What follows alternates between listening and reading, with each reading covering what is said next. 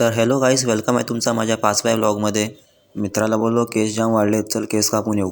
तर तो बोलला मला पण कापायचे, चल जोडल्या जाऊ. माना पण सांग केस कापायचा नाही हो बघ. आता दुकानात चकल्या खायला लागलाय, काय सांगू आता याला. त्याचे दादाने त्याला ATM दिलं, जा सांग पहिला पैसा काढून घेणे नंतरचा केस कापाय. ATM मध्ये आलो ना, पैसा काढून परत घरा गेलो, डबल फिरायला होते.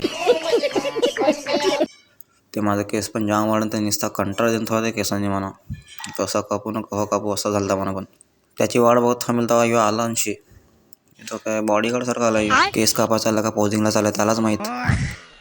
मग पाड्यांशी निघलो दोघा पण आलो खाली रस्त्यावर आलो तर तिकडं पण निसता चिखल करून ठेवेल. पावसाला गेला तरी चिखल काय जाण्याचा, काय सांगत नाही. शेवटी दुकानावर पोहोचलोच आम्ही. त्याचे पण दुकानात गिराका होती का नाही काय माहीत. तो पण आमचीच वाट बघत वाटतं. तो कसा बसलाय. केस कापाय बसलो त्याला कसा माहीत पडला काय माहीत. थंडी लागते मला, त्याचं चादर ओढून ठेवले माझी बघ कशी. घेतली हातात मशीन त्याने पण लावले इकून तिकून फिरवाय. केस कापत होताना गेला मधींशी सोडून, लागला फोनावर बोलाय तिकडं कोणच्याशी काय माहीत. माना ते खुर्शी बसून तो लागलाय फोनावर बोलाय कशी. कट करते उचलते त्यालाच माहीत काय करते तर. माझं तर झालं केस कापून, लागलो खिशी आरशान बघाय बरोबर कापलं काय नाही त्याने पण.